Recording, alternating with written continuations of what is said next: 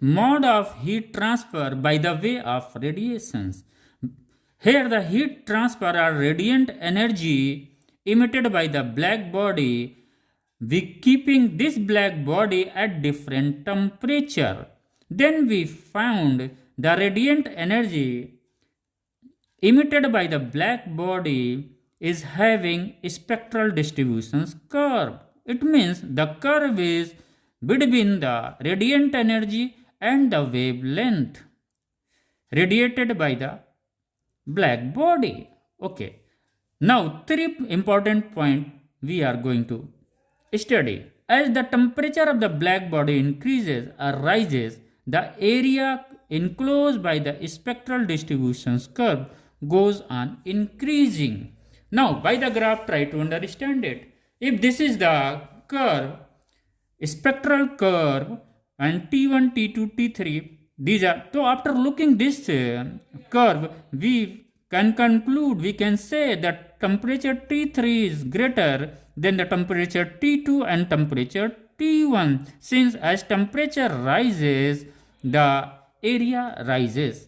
It means first point T3 is greater than T2 greater than T1. We got this conclusion by the experiment. Okay. If the temperature increases, area increases, it means A3 is greater, since A3 area is this one, A3 is greater than A2 and greater than A1. As we know, the radiant energy emitted by a black body at a particular temperature is equal to the area under the curve. Hence, we can say the radiant energy E3 is greater than the radiant energy E2 and greater than the radiant energy E1. Henceforth, by this, we can say this lambda is maximum. Second point, now try to understand. At a given temperature T, with increase in wavelength lambda, the radiant energy E first increases, reaches at maximum and then decreases. By this graph, we can understand this one. Once the temperature increases, then what happens?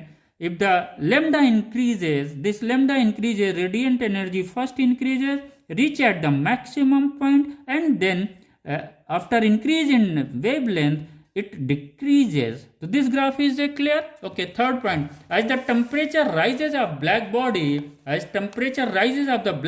the peak of the distribution curve shift towards shorter wavelength. This one is clear. If here the temperature is rises, henceforth it is shifted to the shorter wavelength. Thank you.